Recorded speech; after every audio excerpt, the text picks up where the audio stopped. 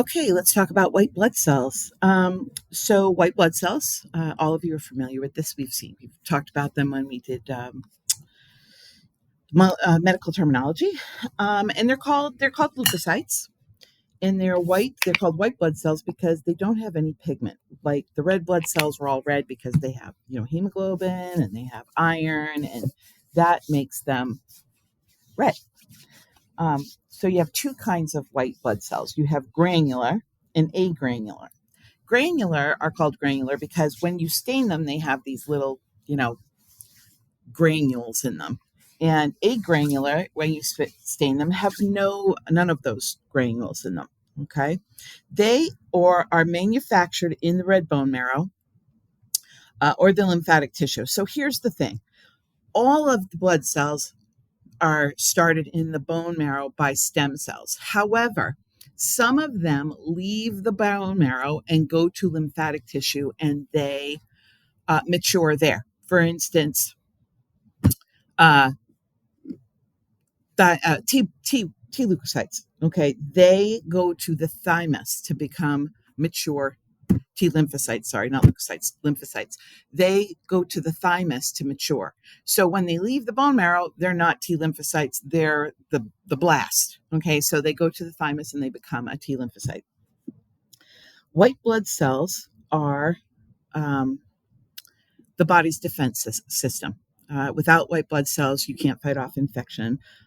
Normal blood cells, there's 3,200 to 9,800 cells per microliter. And they protect against injury and infection and injury. So what they do is there's different functions. Some of them phagocytosis, which is when they destroy the bacteria. Remember, they eat those.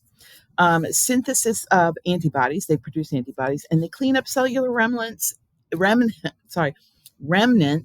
and they wall off infected areas.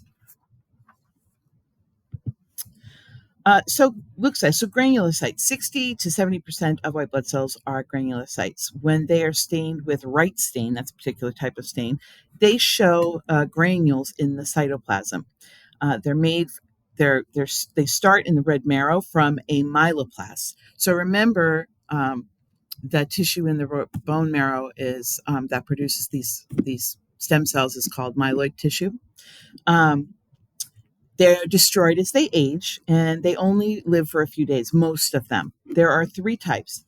There's neutrophils, eosinophils, and basophils. Neutrophils phagocytize bacteria. They surround, engulf, and digest the bacteria, and they use the lysosomal enzymes to destroy it. Eosinophils also they phagocytize antibody-antigen reactions. So they increase in great numbers during an allergic reaction, and they help as that infection happens. When there's that antibody, they phagocytize that antigen.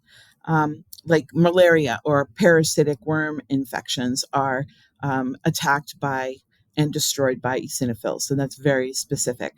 Basophils are activated during an allergic reaction or inflammation. So they produce histamine, which is a vasodilator, and they cause swelling. Now, this can be really dangerous. The body is reacting to something. It is having an allergic reaction. It will produce histamine. And when everything starts to swell, your airway can swell, and that can be deadly. So although there's a good purpose to histamine, there can be a deadly purpose, which is why when you have an allergic reaction, you take antihistamine. They also produce heparin, which is an anticoagulant. So an anticoagulant prevents your blood from clotting, and there's reasons that you might need heparin.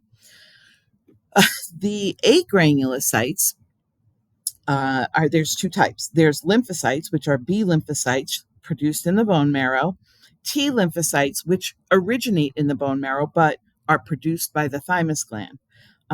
They also live days to years. T lymphocytes have to live long because as we mature and our thymus stops working, we have to have T lymphocytes, so they live for years. They help produce antibodies to fight against infection. So that's what their job is. And the T lymphocytes specifically are they are super fighters. Um, They assist with phagocytosis. They're able to leave the bloodstream and attach to tissues. So some macrophages or histiocytes during inflammation, histiocytes help and wall off that infected area. Um, be sure to go over and read this in the book. This is something that's important to know. Um, Leukocytes are able to get into tissue. So the vessels will spread and let leukocytes out of the vessel so that they can get into the tissue. And that's known as diapedesis. And you should know what diapedesis means. Okay.